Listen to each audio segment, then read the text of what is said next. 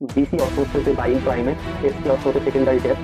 মার্কেটে প্রথমে হচ্ছে যে প্রাইমারি সাপোর্ট জোন ক্রিয়েট হয়, প্রাইমারি সাপ্লাই আমরা বলতে পারি। তারপর বাইং কমপ্লেক্স, এই জায়গাতে বায়াররা একটা জোনে আছে, এই জোনটাকে বলে সাইন অফ স্ট্রেংথের জোন। এই জোনটা ব্রেক পরবর্তীতে যদি হয় তবে আমরা ট্রেড এক্সিকিউট করবো।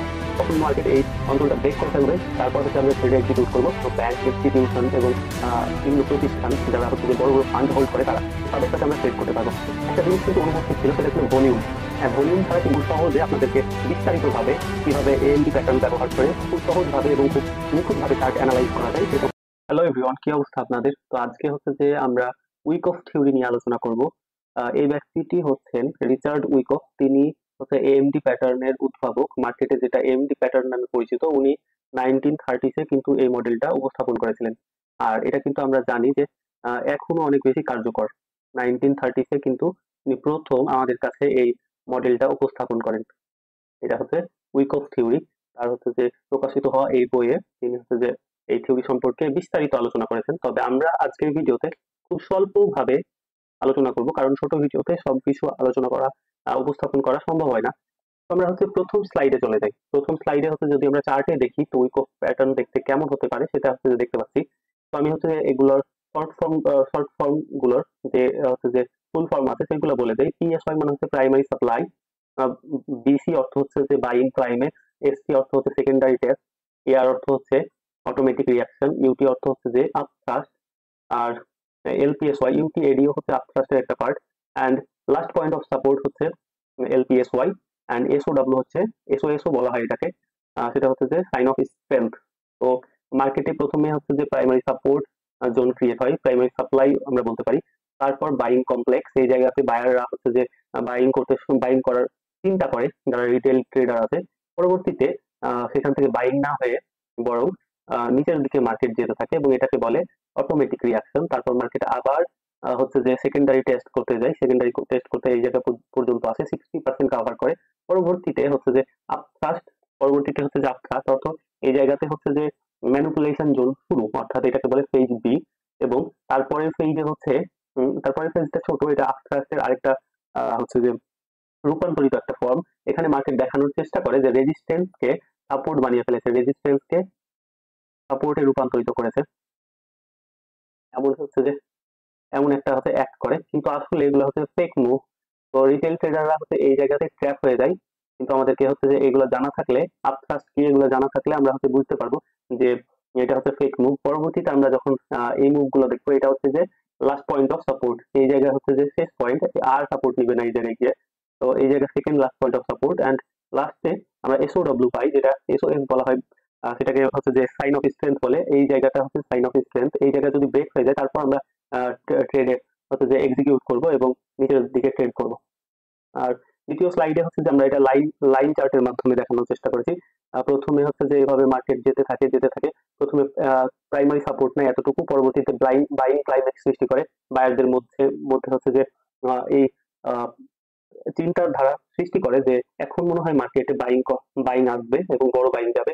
কিন্তু মার্কেট এত দূর না গিয়ে বরং অটোমেটিক রিয়াকশন দেয়, যতটুকু বাইং হয়েছিল ঠিক ততটুকু আবার নিচের দিকে মার্কেট নেমে আসে, প্রাইসের ফল হয়। তারপরে হচ্ছে সেকেন্ডারি টেস্ট হয়। সেকেন্ডারি টেস্টের পরে হচ্ছে যে একটা জোনে আছে, এই জোনটাকে বলে সাইন অফ স্ট্রেংথের জোন।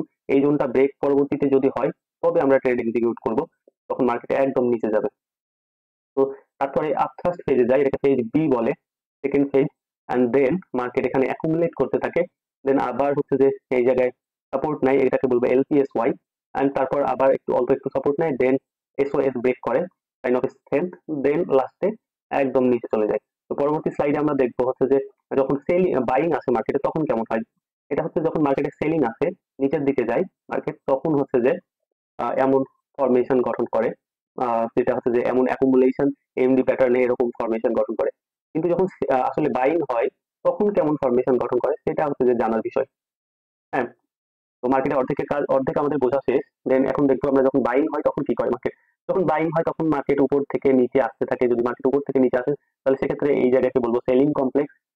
রিটেল ট্রেডাররা এই জায়গায় ট্র্যাপ হয়, তারা মনে করে এই জায়গা থেকে সেলিং আসবে, এই জন্য এই এরিয়াকে বলা হয় সেলিং কমপ্লেক্স। ক্লাইম্যাক্স, আসলে কমপ্লেক্স না, climax.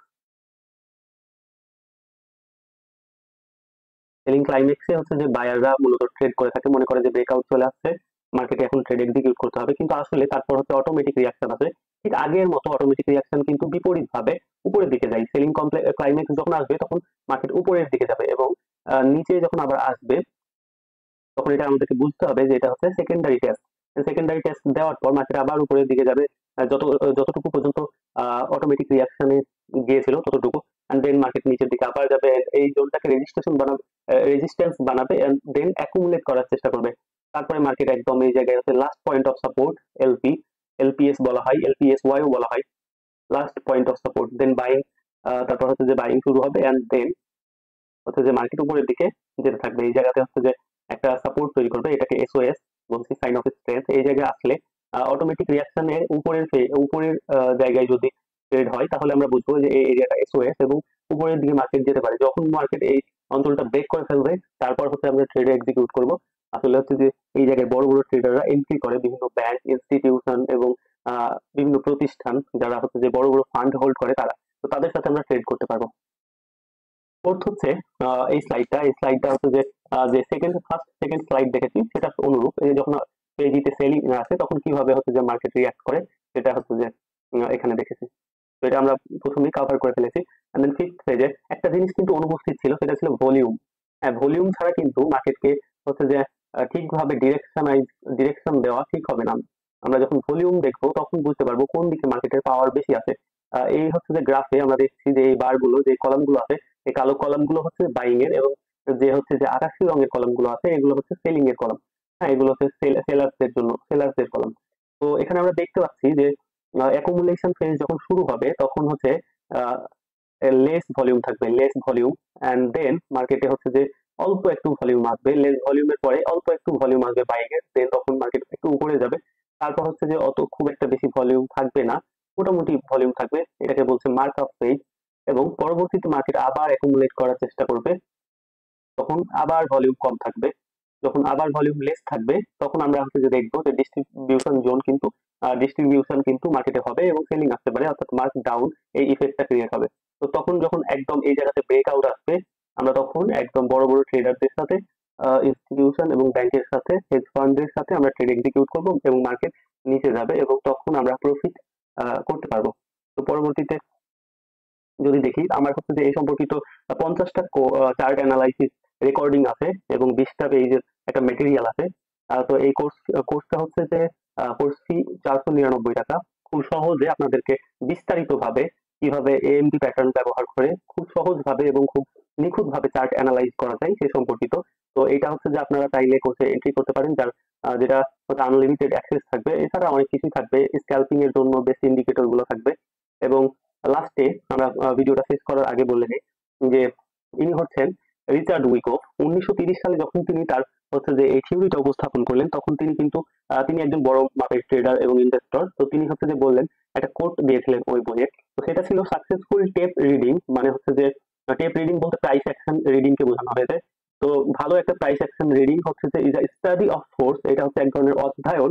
It requires ability to জাজ, এটা হচ্ছে যে অ্যাবিলিটি হচ্ছে যে জাজ করার অ্যাবিলিটি হচ্ছে যে দরকার, যেখানে which side has the greatest pulling power, কোন দিকে বেশি পাওয়ার আছে পুল করার, এবং সেই দিকে মাস্ট হ্যাভ দ্য কোরেজ, সেই দিকে হচ্ছে যে সাহস থাকা লাগবে ট্রেড এক্সিকিউট করার, to go with the side, ওই দিকে হচ্ছে যে এক্সিকিউট করার জন্য, ট্রেড এক্সিকিউট করার জন্য সাহস থাকা লাগবে। এটা তিনি হচ্ছে যে তার ওই বইয়ে উপস্থাপন করেছেন। তো আমরা কিভাবে বুঝবো যে কোন দিকে মার্কেট যাবে? দেখেন, দুইটা স্লাইডের মধ্যে যদি আপনাকে একটা কমন জিনিস দেখাই, এখানে হচ্ছে যে বাইং কমপ্লেক্স এই জায়গায় আছে, আমরা এটা কিভাবে বুঝেছি? যখন মার্কেট ডাউনে গিয়েছে। আবার এই স্লাইডটা যদি দেখাই তাহলে দেখবেন এই জায়গায় সেলিং কমপ্লেক্স আছে, কিন্তু আমরা এটা কখন বুঝেছি?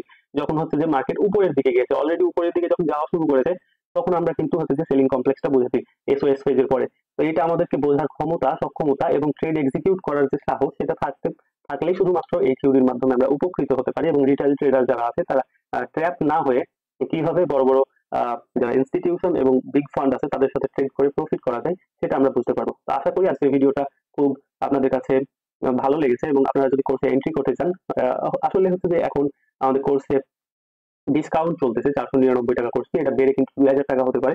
তো আসলে হচ্ছে এন্ট্রি করতে চাইলে হোয়াটসঅ্যাপ নম্বরে নক দিতে পারেন। ধন্যবাদ।